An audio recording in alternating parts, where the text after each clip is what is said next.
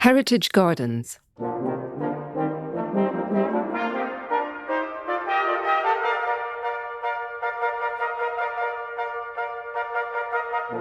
I'm Clarissa Levi, Art and Heritage Counsel at Wedlake Bell. And I'm Richard Harwood, I'm a barrister at 39 Essex Chambers. And we're delighted to be joined today by Aurora Antrim from Glenarm Castle and Neil Porteous, who's Consultant Head Gardener at Glenarm. Thanks both very much for joining us. Very nice to be here. Thank you, Clarissa. So the first question is for you, Aurora, please. Glenarm Castle and its famous walled garden have a very rich history. And it would be lovely to hear from you about how the garden has evolved during your time as custodian of it and how you work with Glenarm's gardening team to care for it. Well, I first became involved in the garden at Glenarm about 25 years ago. My husband had already started tinkering with it, I'll say. He took it on from his father in the early 90s, and by the sort of mid-90s, he really had a sort of derelict space and sheep were grazing in there. There were a few original features, a few built features, which were slightly crumbling, like an old Victorian glass house, and some sort of a yew hedge, which dates back to the 1820s, and some hedges that his grandfather had planted in the 50s and 60s. But other than that, there was very little there, and I think he felt he didn't know quite where this was all going to lead, looking back on it. But at the time, he thought, well, it would be really lovely to restore this. And so he made a start. And so when I arrived on the scene, a couple of lovely borders had been created, some hedges had been planted to protect those borders. But other than that, there wasn't a sort of huge amount of coherence going on. So we initially enlisted the help of a wonderful gardener who Neil will know, somebody called Nigel Marshall, who was head gardener at Mount Stewart, a famous National Trust garden in County Down. And he was a sort of brilliant plantsman. And with him, we really started to get the project underway. And in 2005, we first opened it to the public because we thought that, firstly, gardens are very expensive things. And secondly, for the team working there, it's rather dispiriting if there's only the odd person wandering in and out, and really lovely to be able to share it with people and make it more of a sort of combined effort, I'd say. And so just help us on the history. Glenarm Castle in Northern Ireland. What's history and what's the history of the garden? So the history of the garden is much newer than the house. The house itself was first built, I won't give you a very long history because it's quite complicated, but the house was initially built by the first Earl of Antrim in the early 17th century. It was completed in 1636, and then unfortunately it was burnt down 6 years later by a Scots Covenanter army in the War of the Three Kingdoms. So the house then remained a sort of derelict ruin. There was a wing used for hunting, but other than that, it wasn't lived in for the next 100 years. And then it was restored and turned into this rather grand Palladian house in the sort of 1750s. And the garden at that stage lay between the castle and the sea in a sort of sunken area. But by the 1820s, there was a new lady on the block, a lady called Anne Catherine, who was Countess of Antrim in her own right, a rather formidable character. And she, with her husband, somebody called Sir Harry Vane, who was the heir to lots of coal mines and had quite a lot of money, they remodelled the whole place and turned it into much more of a sort of romantic style house with pepper pot turrets on the castle, battlements. And it was at that point in the 1820s that they moved the garden to its present location, which is on a slope, and built the walls around it. And it was there really to provide the castle and estate with fresh produce. But I think there were flowers grown in there and there was some ornamental planting as well. Okay, so we've got the 1820s garden. You said that things had deteriorated a lot by the time your husband sort of took over and so on. It is a grade A star historic park and garden in the Northern Irish system, so exceptional interest. How do you deal with the history of the garden and what you want to now do with it and what you've done over the last 25 years and so? As I explained, it was there really to provide the house with sort of fresh fruit and vegetables and flowers, but that in itself probably wouldn't be a huge amount of interest to us who wanted to have a lovely garden and to people coming to visit it. So after the initial sort of planting that we did with Nigel Marshall, in about sort of 2006, 2007, we brought in a garden designer who's a friend of my husband's called Catherine Fitzgerald, who was fresh out of Wisley. So Catherine reimagined the garden with echoes to its past purpose, but creating something kind of visually interesting and also subdividing up what is a relatively small garden. I think it's, what is it, Neil, 4.5 acres, 5 acres? About 4.5 acres. Yes, 4.5 acres. So it was essentially what you see when you go in there is in actual fact, really, apart from a couple of hedges, it is actually a brand new garden in many ways, but within this sort of heritage setting. It's so interesting. Talking about heritage gardens, we assume that it's a very historic, has always been thus. So it's fascinating to know how a heritage garden can be created anew. And that really brings me, I think, to a question for Neil, if I may.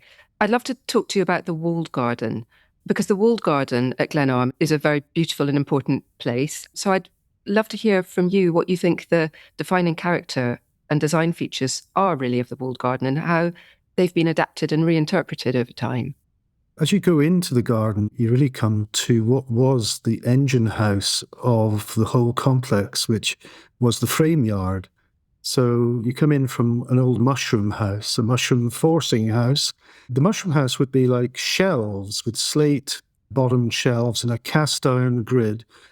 And you'd grow the mushrooms in fermenting horse manure, which would be steaming. It would be like newly drawn milk temperature, body temperature, for about 6 weeks. You put a bit of casing soil, which is riddled soil mixed with a little bit of lime, and then you seed little cubes of mushroom spore into the casing soil. And a couple of weeks later, you've got little mushrooms coming in.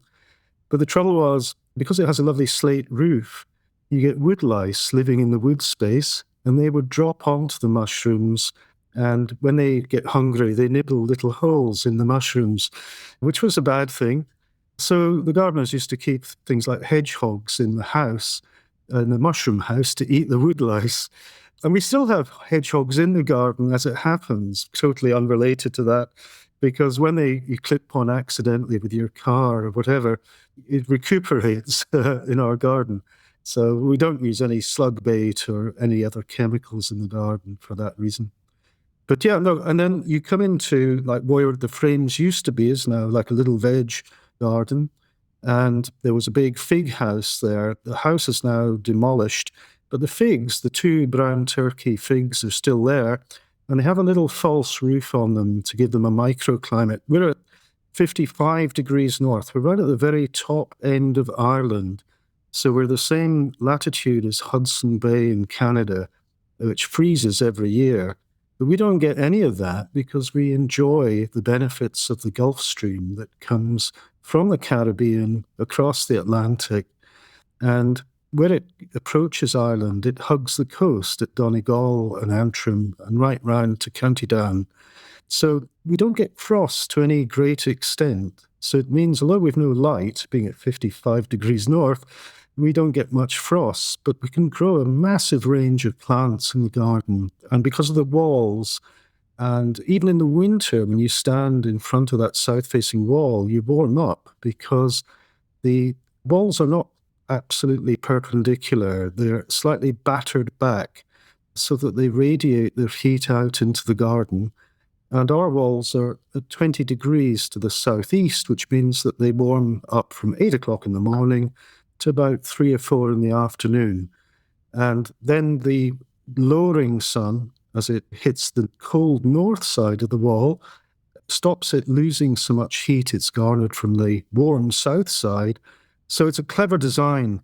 And our ancestors just knew how to optimize these things. Anyway, look, I've digressed hugely. And then you come to this lovely range of glass, which is on a slope. It's not actually leveled in tiers. It follows the contours of the hill. So it means that every door frame and every window frame is a rhomboid shape. It's actually quite eccentric. So the person who made this garden, was an eccentric Irish person. This is a lovely thing.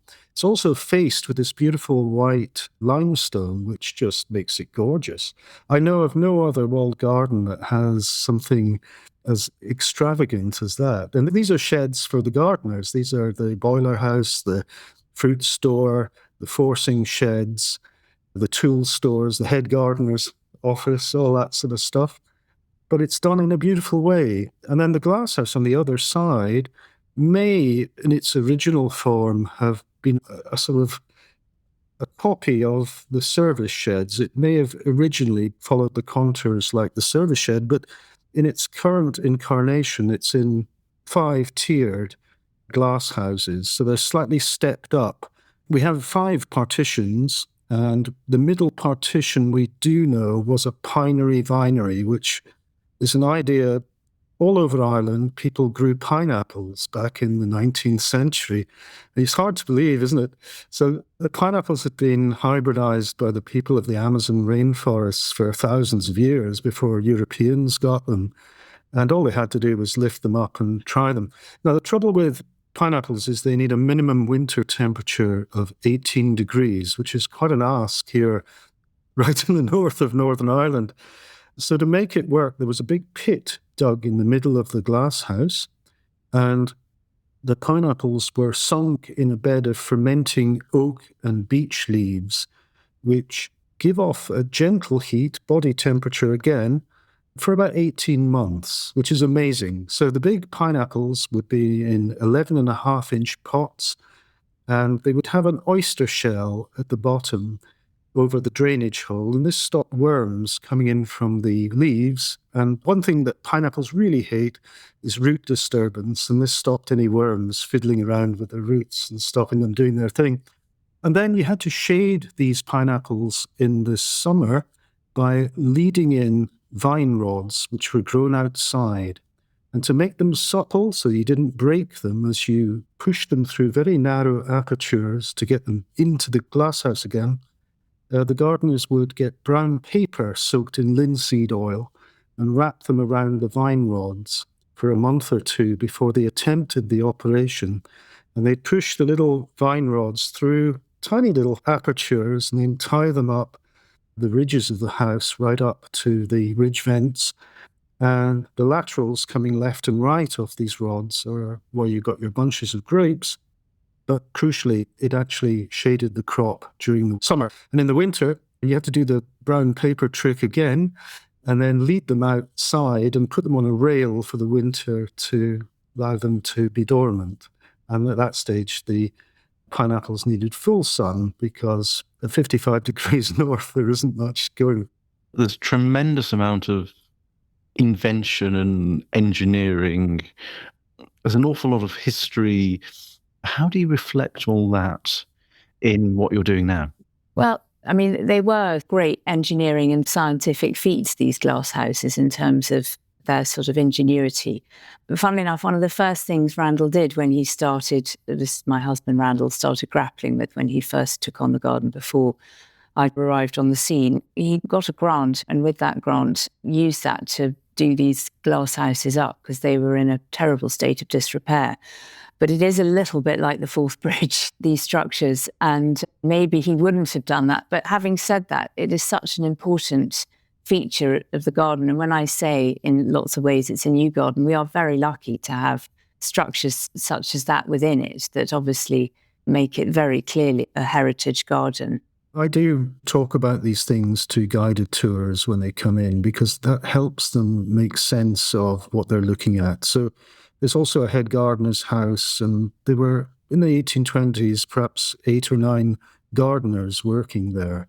And you can talk about the married men living on the domain or in the village, and the unmarried apprentices and journeymen living in the roof space above the service sheds. So all of these things make it human for people to relate to. They can think maybe, well, my great-grandfather could have been one of those people.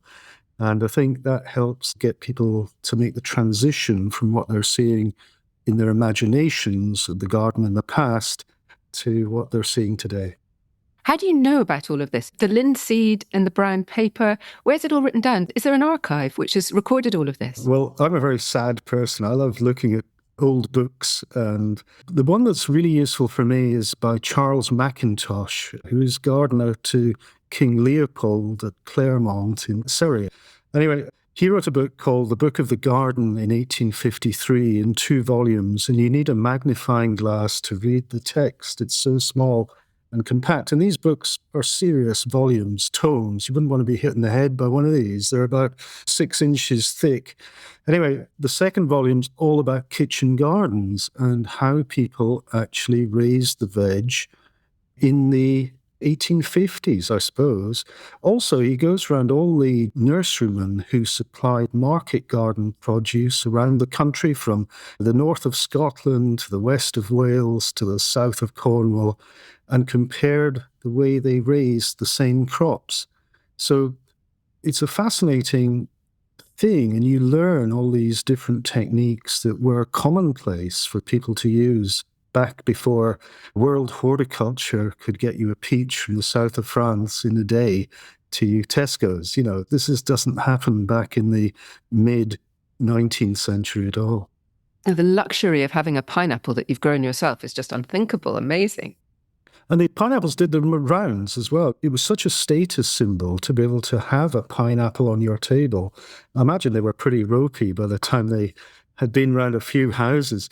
And the other thing was that the gardeners were pretty brutal with chemicals in those days. They used to, the gills, the little pineapple offsets, were packed from the Caribbean in little boxes filled with straw to protect them. But on the gills would be 2-spotted red spider mite and a 2-tailed mealybug. And we've had them ever since in glass houses. They're a perennial pest. But the thing was, they used to inject the pineapples with mercury to kill the sap-sucking insects. So if you ate one of these pineapples, there's a serious danger of you maybe glowing in the dark afterwards. So when people died young, there were so many different things that could kill you, but there was no regulation. People could just do what they wanted. But I mean, as you say, a status symbol like that, you sort of definitely wouldn't want to eat it. You'd want to show it off for absolutely the longest time. Yeah, it could be well past its sell-by date by the time you actually get round to eating it. Aurora, what are the most significant challenges which you've got now in terms of the garden? Gosh, well, lots of pressures. And as Neil was alluding to, in times gone by, you'd have had an army of people working through the garden. So obviously the cost of doing that is prohibitive. So you have to really, I suppose, choose what you want to focus on within the garden. And we're very lucky. We've got a very dedicated team. But it is a challenge actually now, finding people who want to do that sort of outdoor work. So that is one of the challenges. Like every garden, you're dealing with disease in plants, new diseases that are coming in. We've got a bit of box blight has just appeared, having never had it. We've got ash dieback. And I guess one of the sort of interesting things and challenges is gardens never stand still, really. You might do a marvellous planting scheme, but find after a little bit that certain plants just don't like being where you've put them. So you have to constantly review all of that, and that can create exciting opportunities as well. But the cost of running a garden is immense. And I think we're doing good, and people seem to love it when they come round. But, you want to keep your visitors coming to make sure it's sustainable. So with your visitors in mind, is that partly what helps you decide where you're going to go with the garden, what you're going to plant? I'm thinking particularly of when it comes to planting, are you led by a sense of historical accuracy, or are you more led by climate resilience, or is it about making something that's just really beautiful and really visually engaging? Or thinking about your figs, they must smell incredible. So how do you choose what to plant? I guess we've created a garden that we like and want, first and foremost. I think it's got to have a sort of heart to it. And if there aren't two people behind it with some sort of vision, I don't think that's going to be as effective. I think the one guiding principle that we have as a result of having visitors is the fact that you do want to make sure that there is season-round interest and colour. So, for example, early on, we started having a tulip festival, and we're very lucky we're sponsored by a tulip company who send us the bulbs, and then hopefully people will be inspired by them and buy those bulbs afterwards. So we wouldn't, if it was just our garden, we wouldn't be able to afford it, but we wouldn't go and plant 11,000 tulip bulbs at the beginning of the year. So that is always slightly in the back of our minds in a way that it wouldn't be if it was just a private garden. I just thought that obviously we're not running a public park or anything like that, but we do need to make sure that when people come in, there's always something lovely to focus on. There is one very old photograph of the garden taken in 1903 by Ellen Wilmot, who was a famous American horticulturalist who had wrote a monograph on the rose. and she visited in 1903, took a photograph looking right at the bottom of the garden, past the glass range, right up the hill, and there's two double herbaceous borders with a sort of gravel path between them, and a tiny little box hedging about 3 inches high. And you can see that it's perfectly manicured. And it's where our hop border is today, a south-facing border. As you come into the garden, it's right there on your left. And it mimics the same pitch as the glass range in terms of height and gradient. So things like that, we do have a little bit of historic evidence. We try and mimic the effect. We don't have a gravel path anymore. We don't have the second herbaceous border facing it, but we have tried to keep its sort of spirit alive by having the gradient right. And we use different plants, and we're using really 21st century plants. I mean, each year, something between 1,000 and 1,500 new plants are found worldwide. So we're trying to use plants that will benefit from our benign, temperate climate. So we grow things from all over the world together to make the effect. Things like a Missia zygomeris from Mexico next to a lovely peony that would give you a traditional sort of old-fashioned, old-worldy garden feel. So it's that mixture of creativity. And I have to step back because it's not my garden. It's Lord and Lady Antrim's garden. So I suggest a lot of things, and I think a lot of it is probably a bit too wacky for what they're looking for. But eventually we come to a consensus and we end up with a plan. And it's this constant refinement in a garden that's essential to moving it forwards and making one person's visit different from one year to the next. There's those subtle changes, hopefully improvements. They're not always, but we try our best. And that's what moves the garden forward. And I think it gives the gardeners excitement, and it gives the visitor excitement to see new things. And even when they go horribly wrong, which of course they do from time to time, it just shows that you're human, that not everything you do is a success. And that's quite endearing if you're a garden visitor.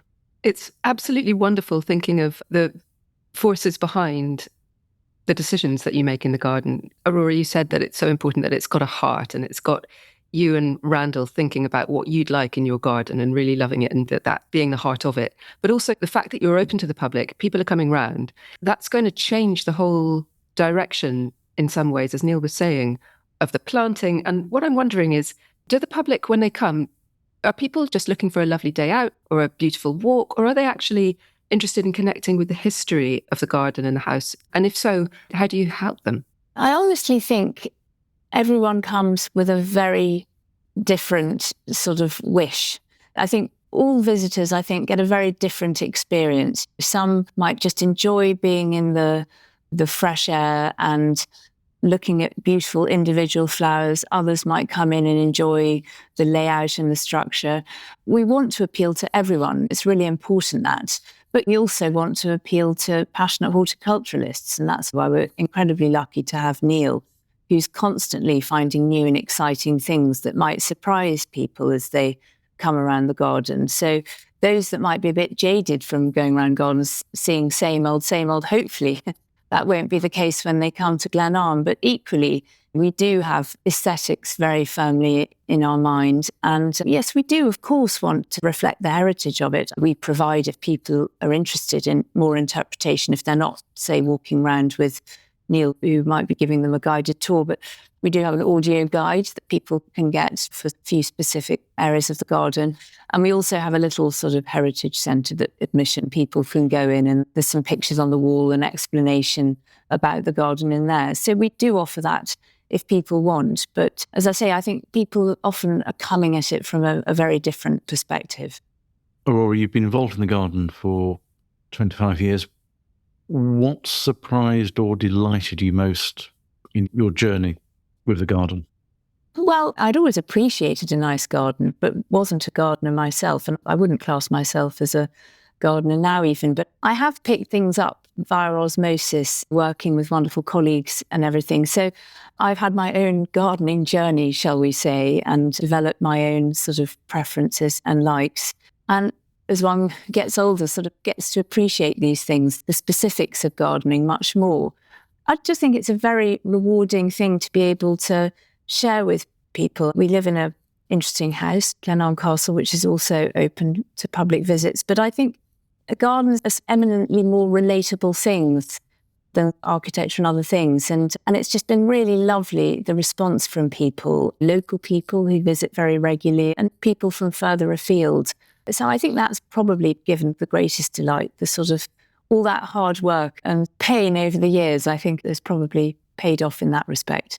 Well, if I can just say from a personal perspective, there is nothing like a beautiful garden to bring a family together. And it means that no one person is Cinderella-ing in the kitchen because everyone is just out for a beautiful walk in the garden. There's gorgeous things to see. You are doing a great public good.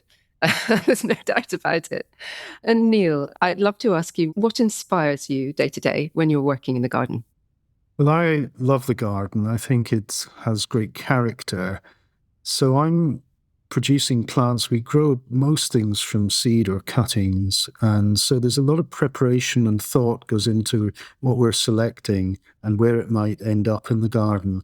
And it doesn't always end up in the places you thought it might do. But I love the idea that we can just embellish this place. And there's some places, part of the garden, especially parts of Catherine's design in the upper part of the walled garden, which is designed to be simple and not adorned in any real sort of elaborate way. And so we respect those areas, but where we can just put a bit of excitement in, it's only a 4-acre garden. So, if you're not really arrested by what you're seeing, you could probably hoof round this garden in about 5 minutes and feel that you hadn't quite got your money's worth because you hadn't actually slowed down enough to look at anything properly. So what we do is I try and put in little surprises, little things that if you're at all interested in gardening, it'll stop you in your tracks. So we try to name those things so that people can get a sporting chance of working out what they're looking at. For example, this morning we're just putting out some plantains from the highlands of Ethiopia and Uganda near the equator. Imagine that. We're putting them outside at 55 degrees north. And they're massive, these things. They look like a giant fleur-de-lis, but kind of purple. Wow. And they're going to get taller than I am in the border. They're only youngsters yet. So by the end of the year, we'll need a sort of crane to get them out, which is just fabulous. So I like things that really stop you in your tracks and you've got to think, wow. And that can happen on a micro scale as well. You can find just the most delightful little gladiolus, like cardinalis, which looks like a clown's face with red and white markings. And once you see that in flower, just around the garden today, I was looking at some Lilium pardalinum, the leopard lily, which is just a fabulous thing, and the markings on it. So I think whenever you go in the garden, there'll be something different to see. And so if you're a regular person just coming in with your dog, and we allow dogs in the garden, that's been a great step forward because then you get a lot of local people coming on a day-to-day basis. Then there's something else to discover. So you get it in all sorts of levels. And the other thing I love about the garden is its variety. The central borders are, I think, maybe Lady Antrim's favourite part of the garden with a lot of peonies and roses and sort of soft colours, and then you go to the hot border, then you go to an exotic border with tree ferns and giant Araliaceae with leaves twice as big as my shoulder width. So you're seeing a lot of variation as you go around the garden, and that's what makes it interesting, I think, for people. Well, I think we can guarantee that anyone who's listened to this conversation will be dying to come and have a look because I never heard a more charming description of a garden. It sounds absolutely beautiful and a lovely place to work and a very beautiful place to be able to nurture and open to the public. So thank you both so much for joining us and sharing that with us. Thank you for listening to the Art and Heritage Law Contested Heritage. Please do follow or subscribe on Apple or Spotify podcasts to enjoy more shows. We have a new podcast out every fortnight. If you're able, please take the time to rate us and put down a review. The show is also on the 39 Essex Chambers website, along with podcast series on topics such as artificial intelligence, climate change and planning.